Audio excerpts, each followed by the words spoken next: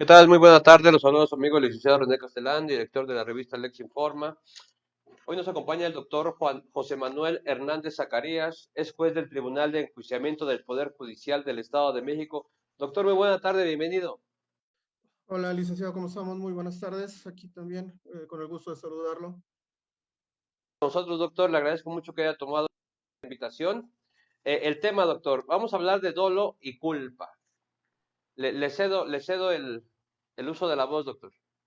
Bien, gracias. Buenas tardes. Bueno, pues con el agradecimiento de poder tener la oportunidad de dirigirme a tu audiencia y la posibilidad de poder compartir un poco de la parte de la teoría del delito que nos ocupa y que es la materia únicamente para precisión. Habíamos por ahí, bueno, por cuestiones también del formato, yo creo que en este momento únicamente nos vamos a abocar a hablar de lo que corresponde al elemento subjetivo genérico, que lo es el dolo. Bien, en ese punto, pues habrá de hacer mención que pues, es uno de los conceptos que de repente nos genera mayor problema, mayor conflicto para poder entenderlo. Y en ese sentido, la idea es hacer un planteamiento, si bien tomando en consideración algunas cuestiones de carácter doctrinario, pero sustentándonos sustancialmente en lo que refiere el Código Penal para efectos del Estado de México. Bien, y en ese sentido podríamos establecer primeramente como una parte de lo que establece Raúl Eugenio Zaffaroni, y podríamos decir que el dolo es la voluntad realizadora del tipo penal, guiada por el conocimiento de los elementos del tipo objetivo necesarios para su configuración.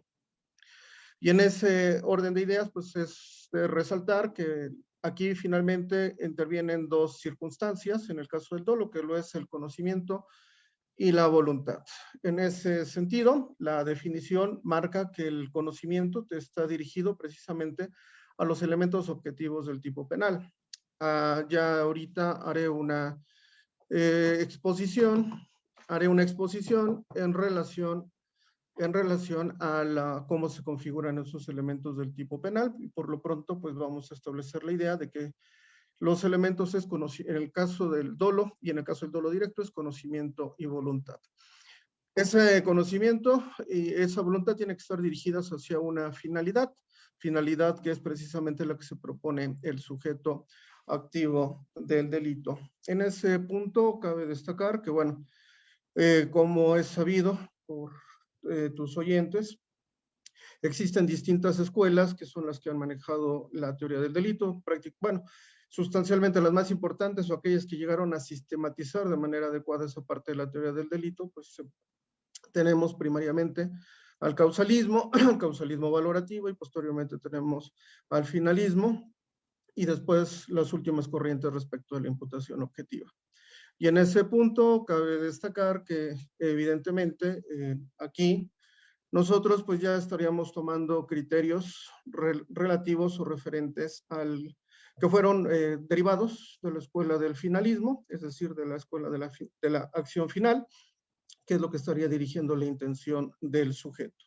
Y por eso es que afirmamos que puede haber conocimiento sin finalidad, es decir, el sujeto puede conocer lo que hace, pero esa finalidad no necesariamente tiene que dirigirla a un fin determinado, pero si ya tiene la finalidad de realización, esa finalidad conlleva también la existencia de un conocimiento previo. Y cuando hablamos del conocimiento, ¿a qué tipo de conocimiento es el que nos referimos o qué conocimiento es el que debe de tener el sujeto o el sujeto activo del delito?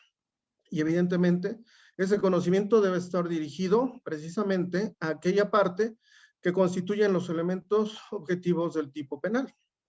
Elementos que están determinados en cada uno de esos elementos que recoge la ley al momento de llevar a cabo la descripción o establecer la configuración de un tipo, y en donde nos establece elementos objetivos, elementos normativos y elementos subjetivos, como también lo veré en un momento.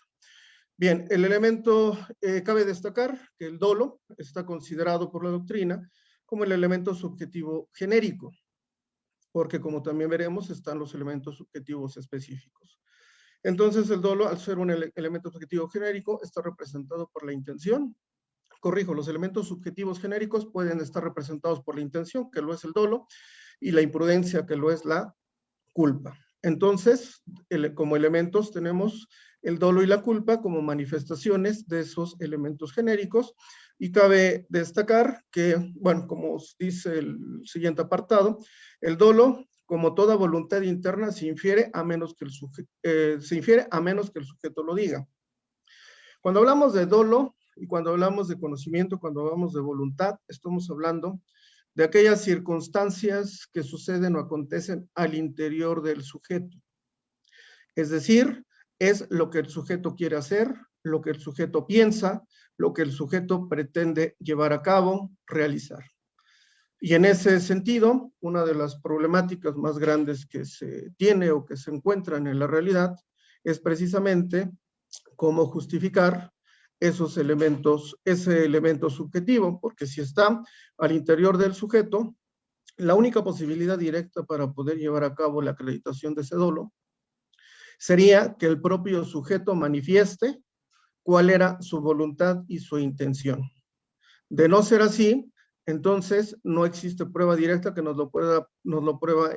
permita establecerlo, y como consecuencia de ello, pues tendrá que ser como ejercicio de inferencias las que nos permita poder llegar o poder establecer qué es lo que el sujeto quería o a dónde se dirigía su finalidad.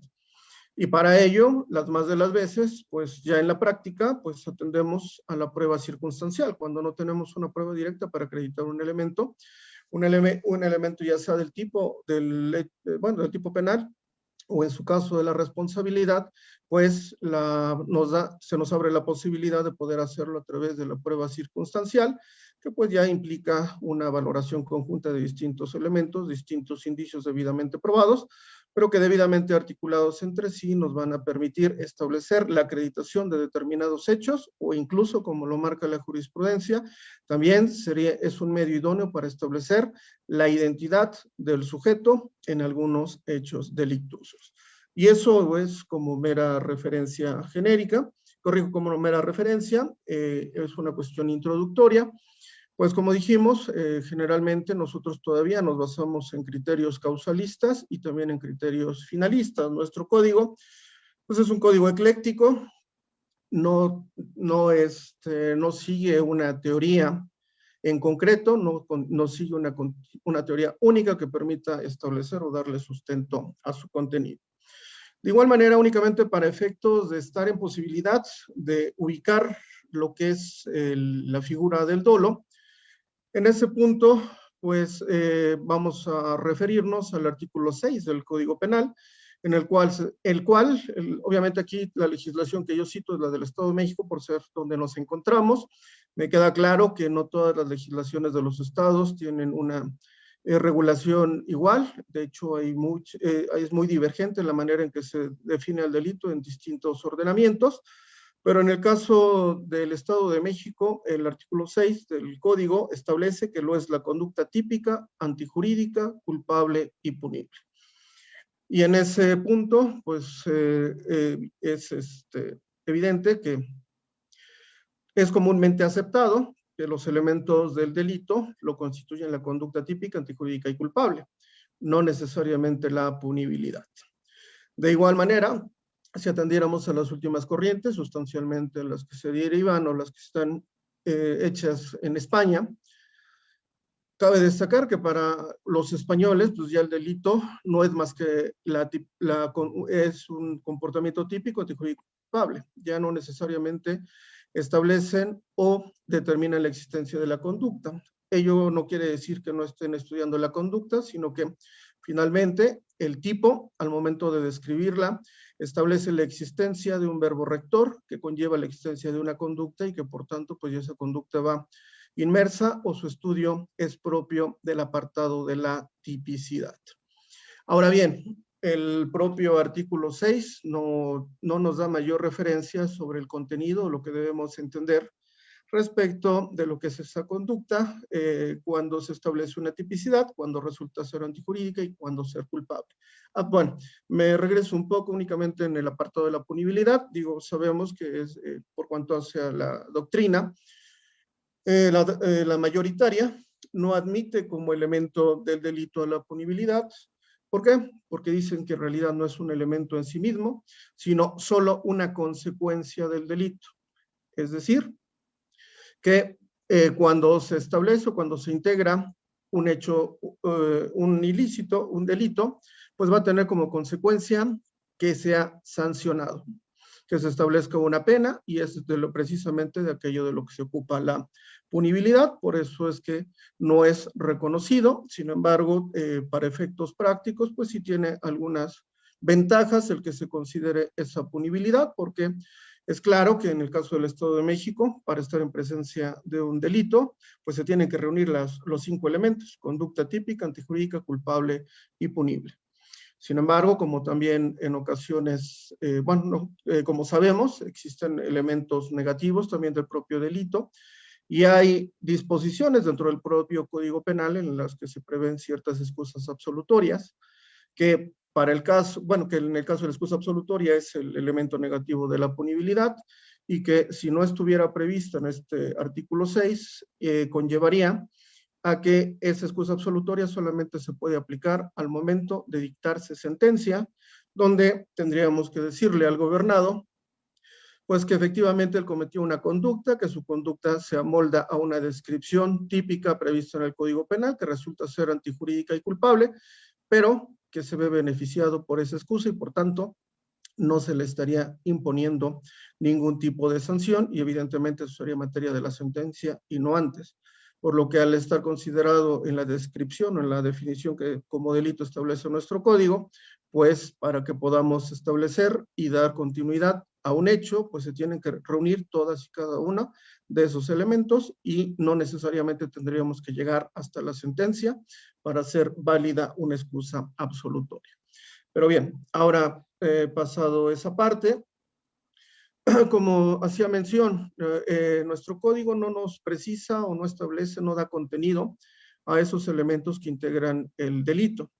Sin embargo, como ocurre en algunas otras ocasiones, pues para poder determinar o dar sustento, pues a veces lo hacemos a contrario sensu o partimos de lo que no son. Y en ese sentido, pues habría posibilidad de citar lo que es el artículo 15 del propio Código Penal, el cual establece: son causas que excluyen el delito y la responsabilidad penal.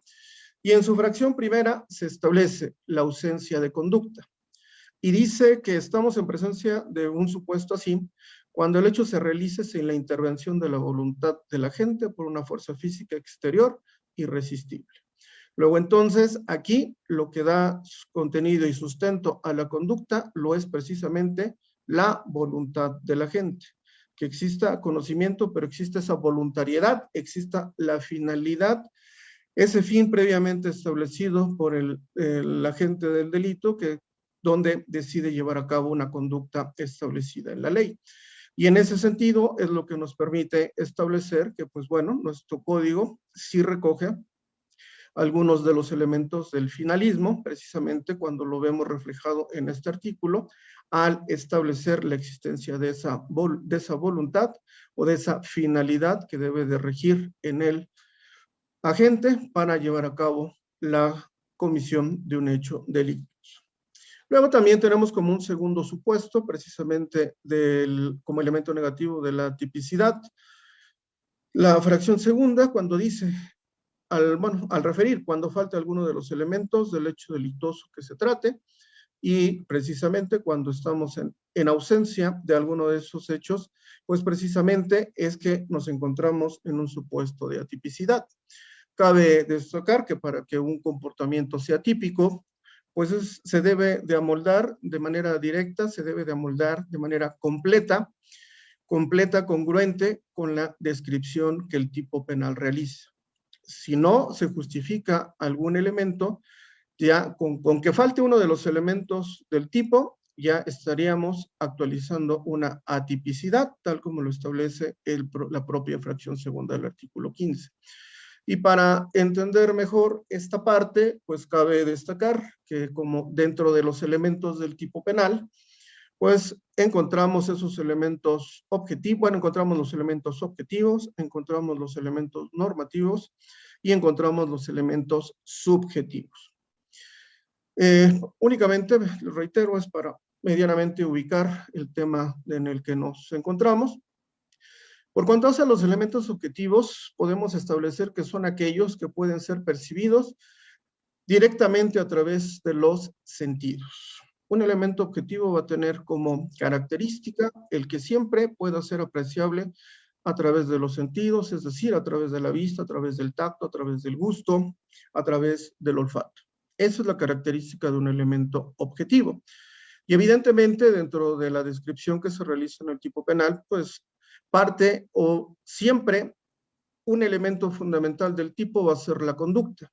Y la conducta siempre tendrá que ser de carácter objetiva, es decir, podrá ser observable y apreciable a través de los sentidos. ¿Cómo generalmente identificamos ese elemento conducta dentro de la descripción típica? Pues por regla general, la conducta está establecida mediante un verbo, es decir, que se establece la realización de una acción o en su caso una omisión. Sabemos que los delitos se cometen por acción o también pueden ser por omisión, pero en esta parte esos elementos objetivos siempre se van a traducir en la realización de un verbo. Por ejemplo, pues tenemos, en el caso del delito de robo, nos dice el artículo 287 del Código Penal, comete el delito de robo aquel que se apodera de un bien mueble ajeno sin derecho y sin consentimiento. Luego entonces, ¿cuál es el verbo que se describe ahí? Apoderamiento.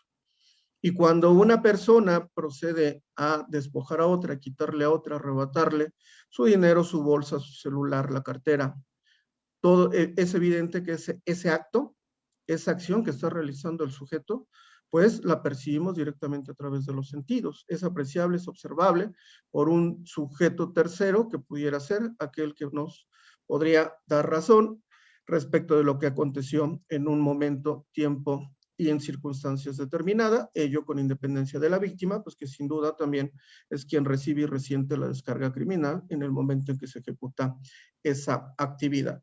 Otro ejemplo lo tenemos pues en el delito de homicidio, dice el numeral 242, comete el delito de homicidio aquel que priva de la vida a otro. Y cabe destacar que en este caso, pues no, la ley nunca establece cómo se va a llevar a cabo la privación de la vida. Nos dice que se privará de la vida. ¿Cómo? De múltiples maneras, las que les guste imaginar, a través de un disparo, a través de una herida por arma blanca, a través de una pedrada, a través de golpes. Serían enormes las posibilidades por las cuales se podría traducir o materializar la conducta de llevar a cabo la privación de la vida. Y así, pues, como en otros delitos, ¿no? De igual manera, como en el caso de las lesiones, cuando se cause alguna alteración a la salud y etcétera. Así es como deben ser entendidos esos elementos objetivos. Pasando con el siguiente rubro, que son los elementos normativos, y se tiene que estos son considerados como manifestaciones externas que pueden ser captadas por los sentidos, y dice que su concepto resulta ser más elaborado por la cultura que los fenómenos materiales o reales, porque requieren de una valoración por parte del juzgador de carácter cultural, jurídica o científica. En ese punto nada más haremos referencia. Primeramente, los elementos normativos comparten una misma naturaleza objetiva. ¿Qué queremos decir? Que al ser también elementos objetivos son apreciables directamente a través de los sentidos. Pero para poder darles la connotación que en realidad tienen, pues esos elementos descritos en el tipo requieren de una valoración que se tiene que realizar para efecto de establecer en específico cuál es el contexto en el que deben de ser entendidos. Y en ese sentido, por ejemplo, pues tenemos, como ya se dijo, hay elementos o hay descripciones que requieren una valoración jurídica. Un ejemplo de estos elementos que requieren valoración jurídica, pues los encontramos en el artículo 273 del propio Código Penal de la entidad, en su último párrafo, cuando se refiere a la cópula. Y ahí la propia ley nos establece y nos dice qué debe ser entendido como cópula. Y pues ahí se precisa que la cópula será entendido pues como el momento, la circunstancia, cuando existe una penetración por el miembro viril, ya sea a través de la cavidad vaginal, anal u oral. Pero entonces ya nos está diciendo, y la propia ley nos está explicando, qué es lo que debemos entender como cópula y a qué se tendría que adecuar o circunscribir el comportamiento de la gente al momento de la realización del hecho. Otro elemento también de carácter normativo de valoración jurídica, pues también lo encontramos en el propio numeral 287, cuando hace la descripción del delito de robo, del tipo de robo, y precisamente cuando nos dice que el apoderamiento debe de recaer sobre un bien mueble. Entonces, no cualquier apoderamiento conlleva la actualización del delito de robo si es que el objeto no constituye un bien mueble en los términos que evidentemente pues ahí recurrimos a la legislación civil para poder establecer y darle la connotación que conlleva la existencia de ese bien mueble. También otro ejemplo que se describe en varios tipos penales, pues lo es cuando hablamos del servidor público. ¿Qué debemos entender o qué se debe de determinar cuando es respecto de un servidor público? Porque hay tipos penales que establecen una calidad específica, ya sea en el sujeto activo o bien en el sujeto pasivo para su actualización, y que esta recae respecto de aquellas personas que están, que tienen la calidad de servidor público. Para ello, pues nos vamos a las correspondientes leyes de responsabilidades, en donde se establece, determina quién y cuáles son las actividades que desempeñan esos servidores públicos, y de esta manera es como les vamos dando contexto y les vamos dando sentido a la descripción a partir de esa valoración que estamos realizando. Hemos dicho esto desde el punto de vista jurídico, pero también hay otros elementos, hay otros presupuestos del tipo penal que son de valoración cultural. En esta parte, pues también podríamos referirnos a lo que establece el artículo 270 en su fracción primera, cuando habla de la existencia de un acto erótico o sexual.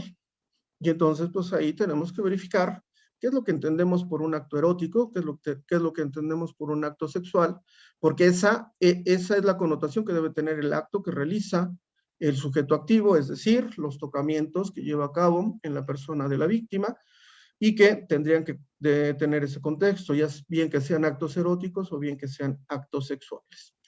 Un ejemplo claro lo teníamos también en el caso del delito de estupro, en su anterior redacción, pues cuando hablaba que la mujer tenía que ser casta y honesta. Y ahí evidentemente pues tendríamos que establecer cuál era el alcance que se debería de dar a una mujer casta y a una mujer honesta, que evidentemente con el desarrollo de la sociedad se van cambiando usos, se van cambiando costumbres, y ya no necesariamente esa descripción de la castidad y la honestidad pues cabía para poder establecer o acreditar el hecho delictuoso. Tan es así que si ahora leemos la descripción del tipo, pues ya no requiere de esos elementos, de esas descripciones, puesto que ya no corresponden o no responden, mejor dicho, al momento social que tenemos, dado que, bueno, pues ya son otros valores, son otras formas de llevar la vida, tanto principalmente por las generaciones más jóvenes. Es una perspectiva y es una forma distinta, incluso la manera en que llevan y desarrollan su vida sexual. Bien, continuando con estos elementos del delito, vamos a pasar ahora. Perdón, todavía me faltaba uno en relación a los elementos normativos, y son aquellos que se refieren a los que requieren de una valoración científica.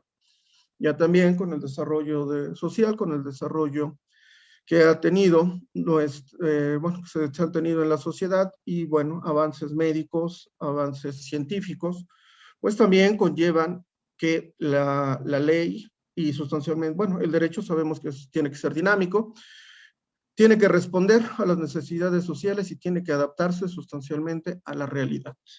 Y en ese tenor, pues es evidente que el derecho penal no puede quedarse a las sagas, tiene que estar y tiene que ser acorde con la realidad social. Y en ese sentido, un ejemplo de un elemento de valoración científica, pues lo podemos encontrar en la descripción que se contiene en el artículo 251 bis del propio código, del Código Sustantivo, en su fracción primera, cuando habla que se cometería el delito cuando se lleve a cabo la alteración del genotipo. Evidentemente, esta parte del genotipo pues ya nos lleva a cuestiones científicas para poder entender qué es, cómo se conforma, cómo se determina, cómo se pudiera alterar, porque el conocimiento común que nosotros tenemos pues no nos permitiría poder acceder a un entendimiento suficiente de lo que conlleva, pero sobre todo de cuál sería el contexto que debe de tener dentro del tipo penal para de esta forma darle el alcance que en realidad requiere. Bien, ahora sí estaríamos pasando a los elementos subjetivos del tipo. Y en este sentido, pues los elementos subjetivos, como se puede apreciar en la lámina, se establecen como aquellas manifestaciones específicas distintas al dolo, que estos se refieren básicamente a los motivos, propósitos, intenciones que el mismo tipo legal describe. En otras palabras, están constituidos siempre por la voluntad dirigida al resultado o bien solo a la conducta. Y en ese sentido, cuando iniciamos la plática, hice mención que por lo que hace al dolo, bueno, el dolo y la culpa están establecidos como elementos subjetivos genéricos, pero dentro de la descripción de los tipos penales encontramos una parte importante que son los elementos subjetivos. Y precisamente estos elementos subjetivos se distinguen del dolo, porque el dolo, dijimos, es un elemento genérico, y estos elementos son, como su propio nombre o la denominación que se les da, son elementos subjetivos específicos, es decir, van referidos a una finalidad, a un propósito, a una intención que están previamente establecidas en la descripción legal.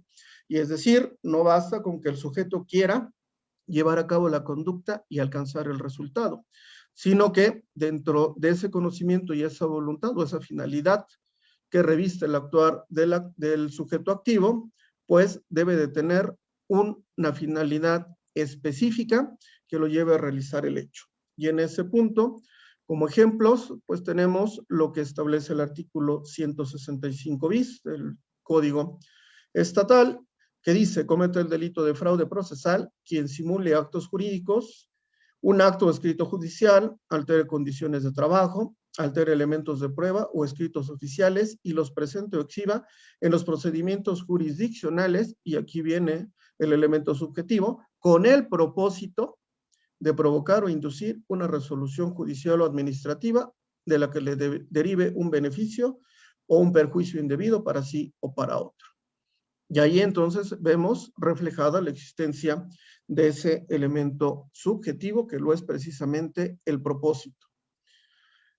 Otra descripción que contiene un elemento subjetivo la tenemos en el artículo 212 del propio Código Sustantivo de la materia, y en el cual se establece a quien con el fin, y ahí va implícita una finalidad específica que lo es, alterar el estado civil, suprima, altere o usurpe el estado civil de otro, registre un nacimiento inexistente o sustituya a un niño por otro. Ahí vemos también entonces reflejada la existencia de un elemento que va referido con la finalidad.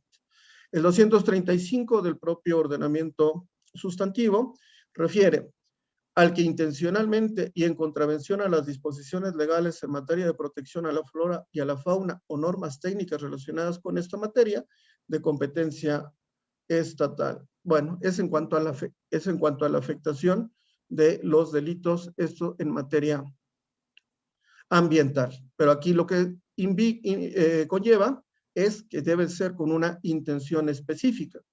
Y finalmente, el artículo 314 bis establece al que sin permiso y fuera de los casos en que la ley lo permita, invada con ánimo de dominio, es decir, un ánimo específico, su conducta tiene que estar regida por un ánimo específico, y que en este caso lo es el de dominar un inmueble destinado a casa habitación al comercio que se encuentra en construcción o desocupado o consignado para su venta. Y entonces, así es como vemos reflejadas la existencia de esos elementos que integran el tipo penal. Ya nos referimos, elementos objetivos, aquellos que son perceptibles directamente a través de los sentidos, los elementos normativos que comparten una naturaleza objetiva, pero que para darles el contexto adecuado dentro de la descripción deben de ser interpretados, ya sea jurídicamente, culturalmente o bien desde el punto de vista científico. Y finalmente también con ello pues quedan incluidos los elementos subjetivos, que son los que están referidos a cuestiones internas y propias del sujeto que tienen que ver con fines, ánimos, propósitos, intenciones que que deben de verificarse al momento de la realización del hecho. Bien, y en ese orden de ideas, cabe destacar que, bueno, únicamente esto lo estaba haciendo mención para efecto de poder dar contexto al tema que nos ocupa, que lo es precisamente el dolo. Y esto es así porque, como dije, bueno, son distintas escuelas en las que se han transitado la sistemática del derecho penal. También hice mención que solamente aquí estaríamos retomando las ideas de dos, que son las iniciales, el causalismo en sus dos vertientes, naturalista, el causalismo naturalista y el causalismo valorativo, y posteriormente también se retoman las ideas del finalismo, como lo vimos reflejado en el artículo 15, en su fracción primera. ¿Cuál es la diferencia? Bueno, que de acuerdo con lo que establecía la escuela causalista, al dolo lo tenía contenido dentro de la culpabilidad, y era un elemento de la culpabilidad del dolo en la escuela causalista, y la imputabilidad era un presupuesto de la misma. Sin embargo, con la evolución hacia la escuela finalista, se sufre un cambio importante, sistemático. Hay quienes dicen que no tendría mayor trascendencia, sin embargo, sí la tiene. ¿Por qué? Porque cuando hablamos de finalismo, bueno, para efecto de la conducta, en el causalismo, pues era un causalismo naturalista, era causa-efecto, había una conducta, se producía un resultado. Dijeron los finalistas, el problema de este tipo de descripciones, de este tipo de conducta, es que un proceso causal es ciego, porque los causalistas regían el proceso causal a partir de las leyes de la naturaleza. Por tanto, si aventábamos una piedra al cielo, pues por obvia consecuencia iba a caer necesariamente. La cuestión está en que si la aventábamos al cielo y caía la piedra y caía en la cabeza de alguien, pues entonces le iba a generar un resultado. Pero ese resultado estaba determinado por la propia inercia de la piedra cuando caía y golpeaba o lesionaba a alguien. Sin embargo, los finalistas dijeron, no, la conducta no puede ser ciega.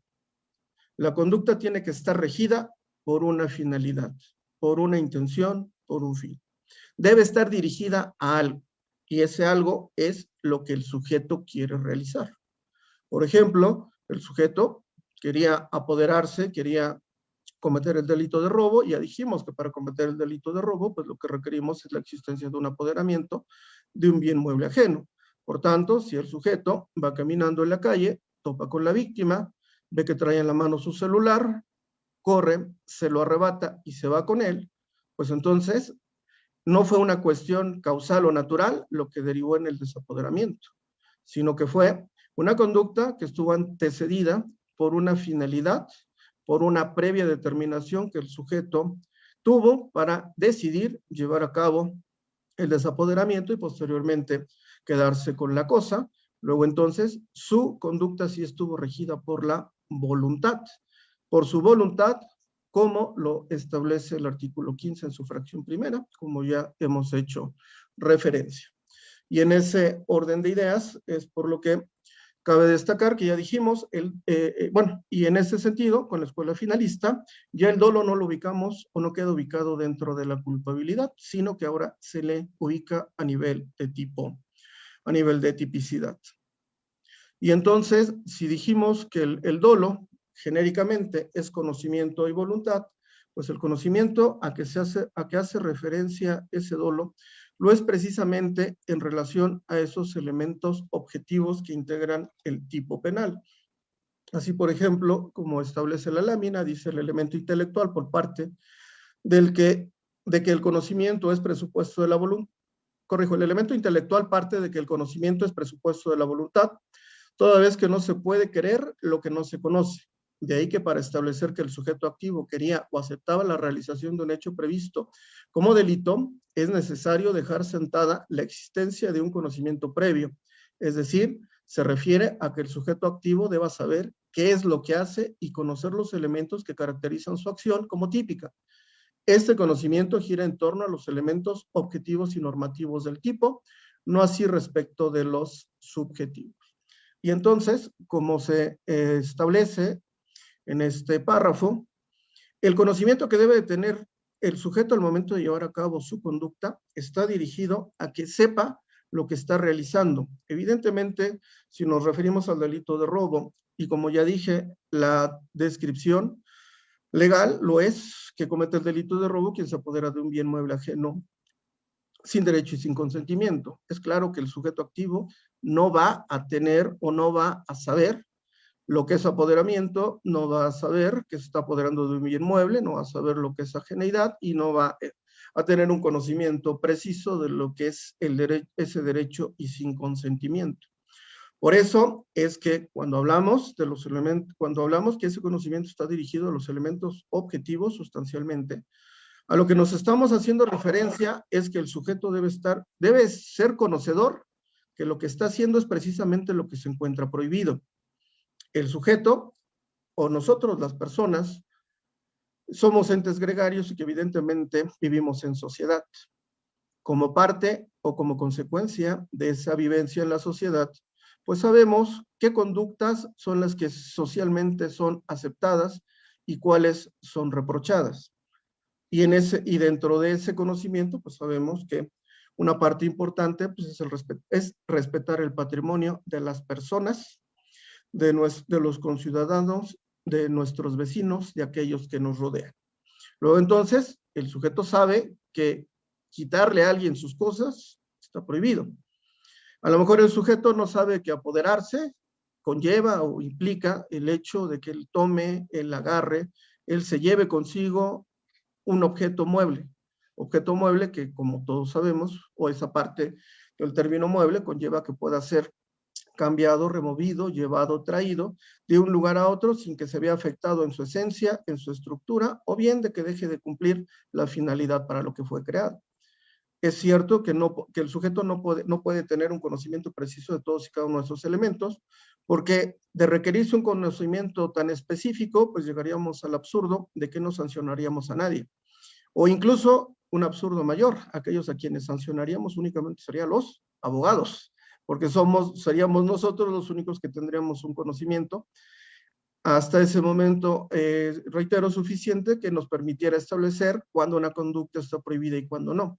Por lo que entonces, pues es cierto que el sujeto sabe que está prohibido robar, el sujeto sabe que está prohibido matar, el sujeto sabe que no puede imponer la cópula a una persona si no es con su voluntad, que todas ese tipo de conductas están prohibidas, están reprobadas, y pues lo sabe precisamente como consecuencia de su vivencia dentro de ese círculo social. Por lo que entonces, cuando nos referimos o hablamos del conocimiento que debe tener el sujeto en relación al dolo, es respecto de esos elementos objetivos que están descritos y que son apreciables a través de los sentidos. Lo dijimos que también el dolo, por una parte es conocimiento y por otra parte es voluntad. Por tanto, tenemos el elemento volitivo, que refiere que para la existencia del dolo no basta con el mero conocimiento de los elementos objetivos y normativos del tipo, es necesario, además, querer realizarlos, por lo que la dirección que el activo da hacia la consecución de un resultado típico sirve para determinar la existencia del dolo. Es decir, el sujeto quería apoderarse de un teléfono celular, va caminando por la calle, ve a una persona con su teléfono, se lo arrebata y se va. Por tanto, ¿el sujeto alcanzó un resultado? Sí. Realizó una conducta de apoderamiento que fue haber arrebatado el celular y como consecuencia de esa conducta, tenemos como resultado que el sujeto se apoderó, se apropió y se llevó un objeto y se condujo respecto de este como si fuera el dueño. Luego entonces tenemos una conducta y tenemos un resultado que se encuentra vinculado por un nexo, que es lo que está uniendo o determina la relación entre la conducta y la consecuencia ocasionada. Entonces, el sujeto conocía que apoderarse está prohibido, pero también sabía que, quería apoderarse y es precisamente lo que logró al llevarse el teléfono celular, así como también el sujeto sabía que matar a una persona está prohibido por la ley. Sabía también que si toma una pistola y dispara respecto de esa persona, pues también le puede generar lesiones que muy probablemente traigan como consecuencia alteraciones en su salud o la afectación de órganos vitales que van a tener como fin la cesación de las funciones vitales de la persona. Y en ese sentido, pues entonces había un conocimiento respecto de lo que quería hacer, pero también se ve realizada la voluntad por cuanto al resultado que obtuvo dicho sujeto, y en ese sentido, pues entonces sí estarían reuniéndose las dos condiciones necesarias para poder establecer la existencia del dolo, como lo es el conocimiento y también esa voluntad dirigida hacia una finalidad. Bien, una vez sentado lo anterior, pues ya podemos tener una idea más clara de lo que es el dolo, dónde se ubica, y en ese sentido, ahora me voy a ocupar de poder, de referirme a la manera en que se encuentra regulada en el Código Penal de la entidad. Y en ese sentido, pues nos referimos al artículo 8, el cual establece los delitos pueden ser, en su fracción primera precisa, dolosos. El delito es doloso cuando se obra conociendo los elementos del tipo penal o previendo como posible el resultado típico, queriendo o aceptando la realización del hecho descrito por la ley. Y esa es la definición que el Código Penal en la entidad nos da en relación al dolo. En este punto, como también es sabido, existen distintos tipos, clases o categorías de dolo, dependiendo la sistemática que se adopte para ello. A mí ahorita me gustaría únicamente hacer la diferenciación que a partir del contenido o de la descripción que se realiza en la fracción primera del artículo 8, podemos arribar o derivar, mejor dicho, podemos derivar de esa redacción la existencia de dos tipos de dolo, el dolo directo y el dolo eventual. Si analizamos esa descripción, podríamos obtener lo siguiente, que el Código Penal prevé como dolo directo cuando alude a lo siguiente.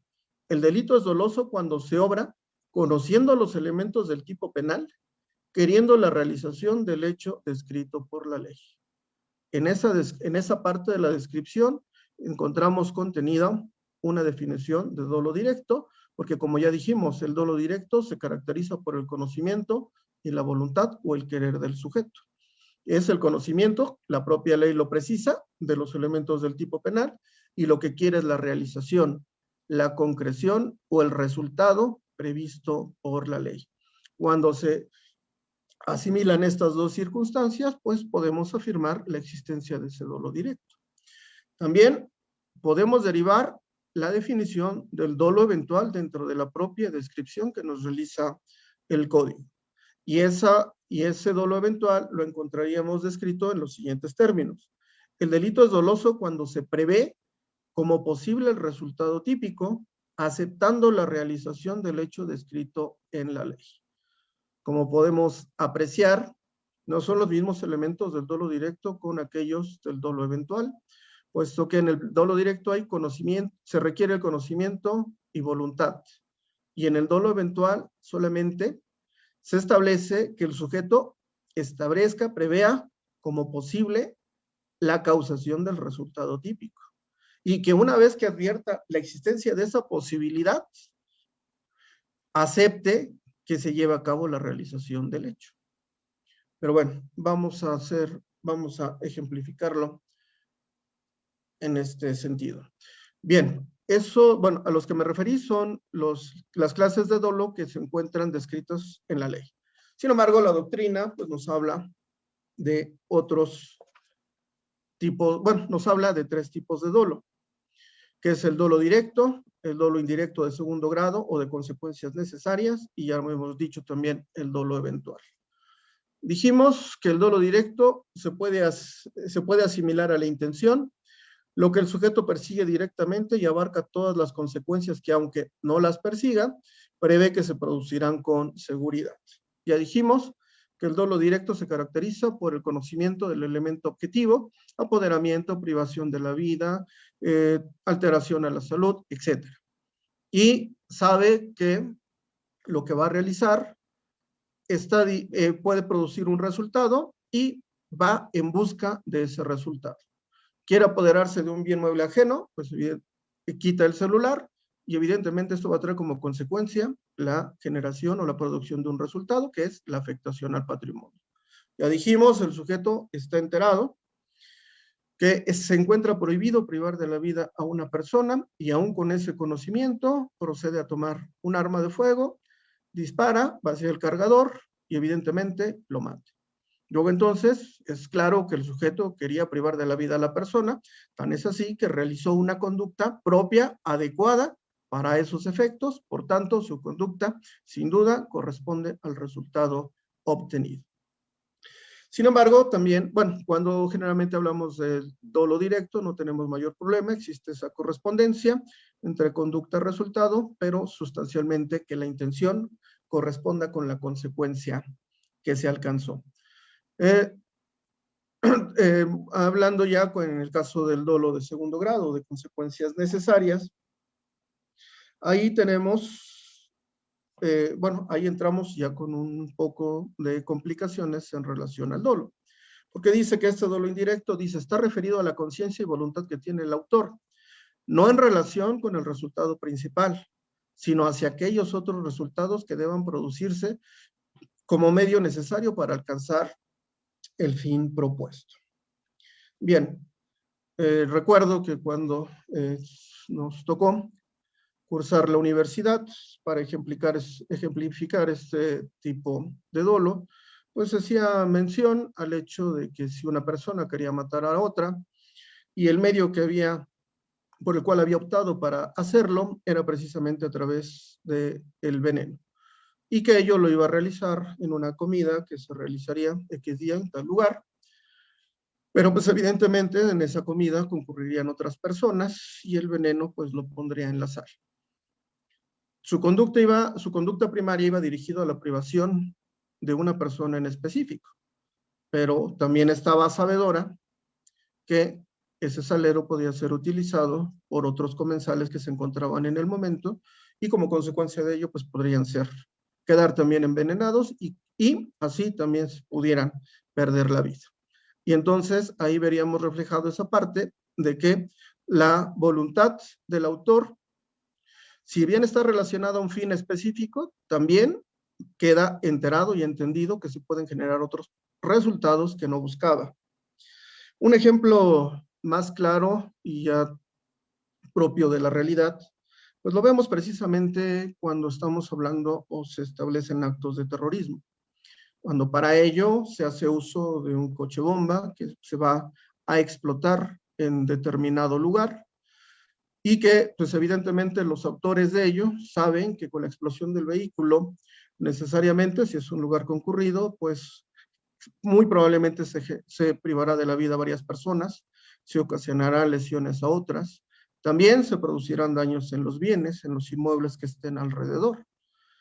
Sabemos que en el caso del terrorismo, el terrorismo se guía precisamente, de ahí la palabra terrorismo, por el terror que genera en las personas y ese terror es el que les permite tener un dominio o control de aquellas partes o de aquella sociedad donde se verifican ese tipo de actos.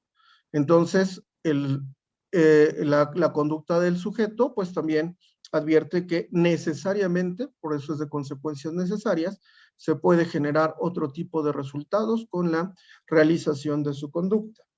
Un ejemplo más propio de nosotros, que nos enteramos evidentemente por los medios de comunicación, pues es precisamente el atentado que sufrió el secretario de Seguridad Ciudadana de la Ciudad de México, Omar García Harfuch.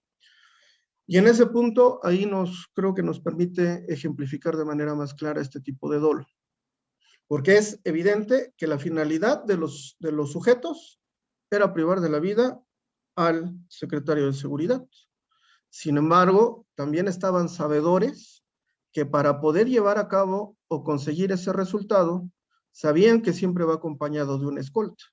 Por tanto, necesariamente iba a conllevar un enfrentamiento y como consecuencia de ello, con muy altas probabilidades se iba a privar de la vida a otras personas o incluso, en el mejor de los casos, a causarles lesiones a los escoltas.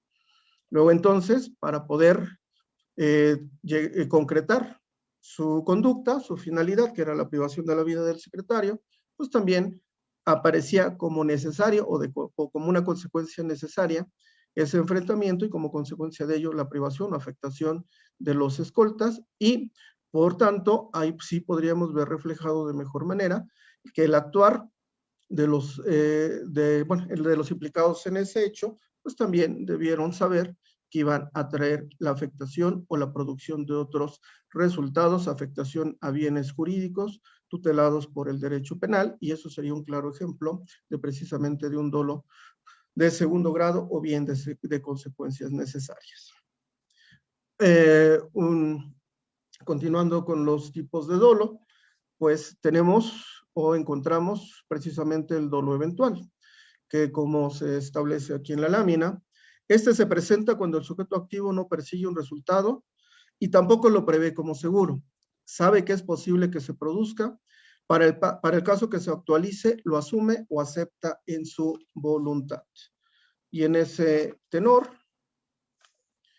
pues aquí pudiéramos citar como ejemplo de este tipo de dolo, aquellos actos que se presentan, por ejemplo, cuando hay distintas manifestaciones, cuando esas manifestaciones suben de tono y se procede a llevar agresiones en contra de la policía.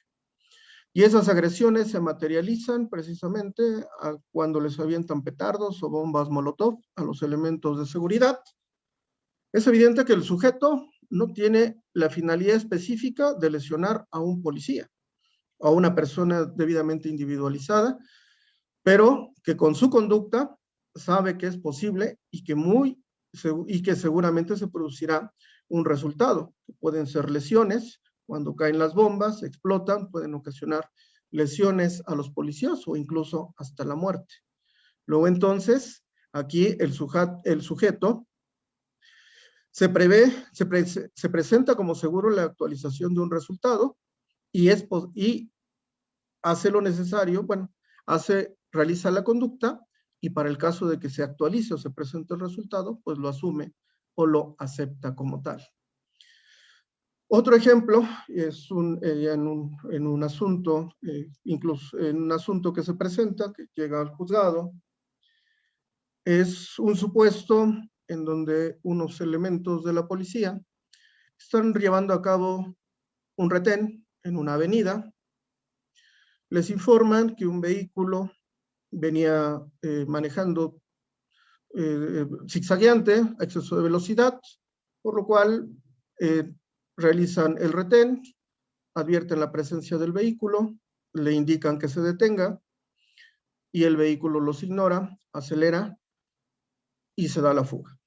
Como consecuencia de ello, había otra patrulla colocada más adelante, le vuelven a marcar el alto, incluso un elemento de la policía se coloca al frente, ni aún así se detiene el vehículo, arrolla al elemento y como consecuencia de ello, otros policías que se encontraban en la parte posterior de la unidad proceden a llevar a cabo disparos sobre ese vehículo. En ese sentido, pues los elementos de la policía que disparan, pues no sabían, ni siquiera tenían idea de quiénes son los que venían a bordo del vehículo. Únicamente llevan a cabo o reaccionan como consecuencia de la agresión que sufre su compañero al momento en que es arrastrado, al momento en que es atropellado, y proceden a realizar disparos sobre el vehículo. Sin embargo, es evidente que los elementos no tenían ni idea quién viajaba, cuántos viajaban, ni cómo estaban distribuidos al interior del vehículo. Sin embargo, proceden a llevar a cabo la realización de disparos y también, pues, dada la formación que tiene un elemento de la policía, sabe que disparar pues es una conducta peligrosa y que puede tener como consecuencia que pueda generar lesiones o incluso la privación de la vida a los ocupantes del vehículo. Ellos no tenían la intención de privar de la vida a alguien o de lesionar a alguien, pero preveían como posible la posibilidad de poder herir a alguna persona o privarla de la vida. Y aún con ese conocimiento llevaron a cabo los disparos, por tanto, aceptaron el resultado porque estaban conocedores y sabedores de las consecuencias que podría producir su actuar. Luego entonces, aun cuando no conocían a las personas que estaban al interior del vehículo, lo cierto es que con su proceder, sí, llevan a cabo o desarrollan una conducta que genera un peligro y que ese peligro se vio materializado a través de la verificación de los disparos, las lesiones que se causan y por tanto, al estar sabedores de ese peligro que se generaba, pues sí aceptaron o asumieron el resultado que se generó y por tanto, pues los mismos en su caso debían de responder a título de dolo eventual.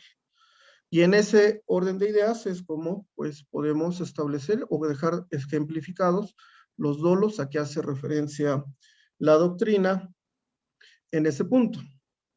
Y ahora únicamente para poder, bueno, ya para no dilatarnos más en el desarrollo de aquí de la sesión, vamos a referirnos a la parte negativa del dolo.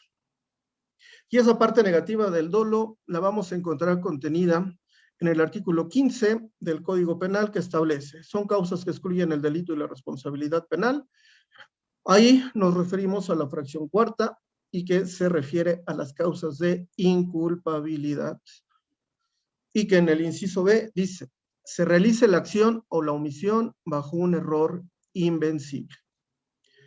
Inciso 1, sobre alguno de los elementos esenciales que integran el tipo penal. Y ahí es donde encontramos contenido al error de tipo.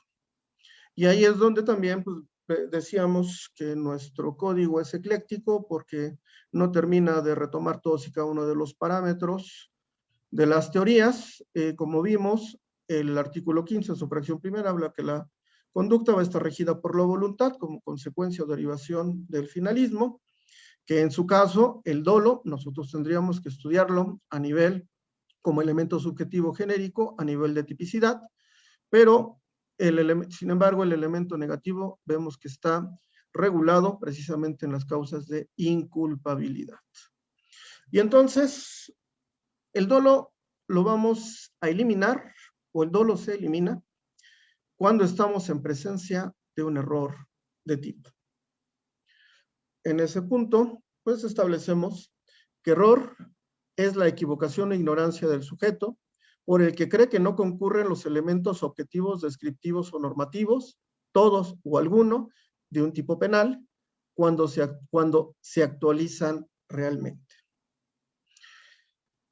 Es decir, el sujeto, al momento de llevar a cabo su conducta, cree que no se están cubriendo todos y cada uno de los elementos o de las descripciones contenidas en el tipo penal. Bien, en ese sentido, vamos a establecer, para efecto de podernos entender en relación al error de tipo. Bien, en este orden de ideas hay que señalar y habría que precisar que aunque no es muy explotado por parte del foro de los litigantes, hay delitos que únicamente se pueden salvar por el error de tipo. Un ejemplo de ese tipo de delitos los encontramos, por ejemplo, como es el caso de la violación por equiparación, la cual se encuentra establecida en el numeral 273, en el párrafo tercero. La violación por equiparación establece distintos supuestos. Al que yo me refiero o al que yo quiero hacer mención, lo es precisamente cuando se está en un supuesto de imponer la cópula a persona menor de 15 años. Cuando hablamos de una violación por equiparación, evidentemente estamos hablando que este tipo de delito tiene sus propios elementos y que evidentemente no comparte aquellos que integran a la violación genérica. Por tanto, en el caso de la violación por equiparación, los elementos típicos que se deben de cubrir o que deben satisfacerse, pues es la existencia, la imposición de una cópula en una persona menor de 15 años. Dijimos, o como queda evidenciado ahí en la lámina, el error debe de recaer sobre uno de los elementos que pueden ser objetivos o bien normativos. En este punto, existe o se establece una calidad específica en el sujeto pasivo para que se actualice el delito. Y lo es precisamente que se trata de persona menor de 15 años. Y en ese tenor, pues tenemos distintos supuestos. Uno de los que se me viene a la mente, habremos de recordar el caso que también fue materia de los medios, cuestión mediática de Kalimba, el cantante Kalimba, cuando se estableció que tuvo relaciones sexuales con una menor que se encontraba en una fiesta y, bueno, se la lleva a su habitación y tienen relaciones sexuales. Aquí, como parte, hasta donde se sabe, como parte de la defensa de él, pues se estableció primera, dado el lugar donde la conoce, que es en una fiesta, la menor no tenía por qué estar ahí, la fiesta se entendía que era para personas mayores de edad, incluso al parecer había mostrado una credencial de lector, que evidentemente era falsa, para poder acceder al lugar. Bajo ese conocimiento, pues es evidente que cuando la conoce, socializa con ella y la convence para que tuvieran relaciones sexuales, pues el conocimiento que él tenía es que iba a copular con una persona mayor de 18 años. Y que evidentemente su conocimiento estaba sustentado en circunstancias como lo era el lugar en donde conoce a esta persona o bien que la identificación que había presentado para tal circunstancia. Luego entonces, el error se da en uno de los elementos referente no a la cópula, no a la imposición o a la introducción del miembro viril en la cavidad de la víctima, sino precisamente en su edad. Él estaba considerando y estaba estimando que tenía relaciones sexuales con una persona mayor de 18 años. Por tanto, el yerro, la equivocación que él tuvo, lo es en relación a la calidad específica de la víctima. Es decir, que no sabía que tenía menos de 15 años. Y precisamente por eso, pues ya ahí, no, ante ese error, que evidentemente, bueno, ya haremos referencia en unos momentos, ante ese error que se estimó como invencible, es decir, que no podía ser salvado por él, es como no se actualizó completamente la descripción típica, porque él tenía una idea sustentada a partir de las condiciones en que en que conoce a la menor, en que era una persona mayor de 18 años, puesto que un menor de edad no tenía nada que hacer en un lugar y en una fiesta como la que se encontraba. Y así es como se estaría actualizando ese error de tipo por la equivocación o el equívoco que él tuvo respecto de la edad de la persona. Pero bueno, tenemos que el error de tipo puede ser de dos formas, puede tener dos formas. Uno, el error de tipo vencible y el invencible. Y en ese sentido, el error de tipo vencible, dice, se presenta cuando la acción que lleva a cabo el sujeto pudo haber sido evitada por el agente si actuaba con la debida diligencia. Es decir, se produce cuando el sujeto pudo evitar el error si hubiera actuado con el cuidado necesario. Trae como consecuencia que sea sancionado como delito culposo. Y aquí, bueno, se establece como ejemplo, quien va de cacería, ve que se mueve un arbusto, dispara pensando que era un animal, cuando en realidad se trataba de una persona. Y en ese sentido, pues es claro que el sujeto pues, hubiera estado en posibilidad de salir de su error, desde aventar una piedra, silbar, chiflar, demás, y ver si efectivamente lo que se moviera era un animal y a quién podía dispararle. Y no únicamente disparar en la creencia de que se trataba de un animal y cuando en realidad era una persona quien estaba detrás de un arbusto. Y en ese sentido, pues como no llevó el actuar diligente o los cuidados necesarios para poder salir de esa situación de error, pues cuando estamos en presencia de un error de tipo invencible, trae como consecuencia que sí sea punible y que será sancionado únicamente como delito culposo. Nada más hay que tener clara una cosa: siempre y cuando que el delito que cometa admita la forma de realización culposa. Si admite esa forma de realización culposa, el error de tipo invencible será sancionado así. De no admitir esa forma de realización, será impune, no podremos imponerle sanción. Cabe destacar que en los códigos penales establecen o manejan lo que llamamos el numerus clausus, es decir, la cláusula cerrada respecto de qué descripciones o qué delitos son los que pueden cometerse de una forma culposa. Por tanto, es a lo que me refiero. Si el delito que se cometa admite esa forma de comisión, pues será sancionado conforme lo establece la ley para los delitos culposos. Si no admite esa forma de comisión, será impune. El siguiente, pues, es el error de tipo invencible, que dijimos es aquel que, atendidas las circunstancias del hecho y personales del autor, no podría ser vencido o superado de ninguna manera. Es precisamente el supuesto que hacíamos referencia del cantante, en el sentido de que por las circunstancias, por la identificación y demás datos, pues no, él estaba convencido y tenía medios que permitan establecer su convencimiento de que con quien iba a tener una relación iba a ser con una persona mayor de 18 años y por tanto no le era factible haber superado el error, haber salido del error, a pesar de que hubiese tomado o tenido todas y cada una de las diligencias. Y en este supuesto, el error de tipo invencible siempre será impune, excluirá la responsabilidad. Bien, finalmente, ya nada más para concluir, bueno, aquí ya se descuadra un poco la lámina. Quedamos que el dolo se encuentra integrado por el conocimiento y la voluntad. El conocimiento lo es en relación al obrar, conociendo los elementos del tipo penal, y la voluntad respecto de la realización del hecho de alcanzar el resultado.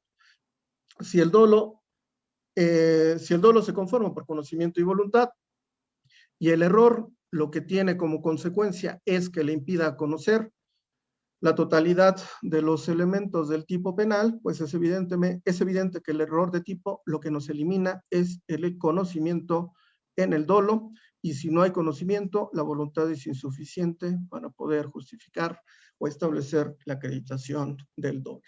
Bien, con esto estaré terminando la exposición. Bueno, había hecho mención al principio que por cuestión de tiempo y formato, pues no nos iba a dar tiempo a abordar la culpa. Espero que con lo expuesto en esta parte del dolo, pues medianamente haya quedado entendido lo que es, sus clases, dónde queda ubicado, así como también ese aspecto negativo y la manera en que puede ser anulado el dolo.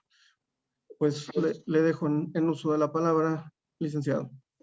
Doctor, pues excelente ponencia, fue muy claro y muy precisa. Hay un par de preguntas que le hacen nuestros seguidores de Lex Informa.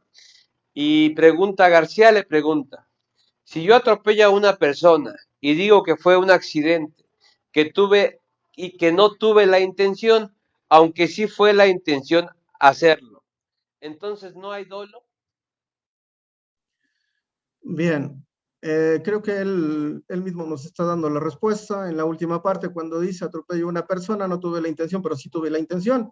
Si al final del día existe intención, el dolo se caracteriza porque la conducta del sujeto siempre va dirigido a la consecución del resultado. Es decir, él quería atropellar, atropelló, produjo lesiones, ocasionó homicidio, por tanto, estaríamos en un delito ante un delito doloso.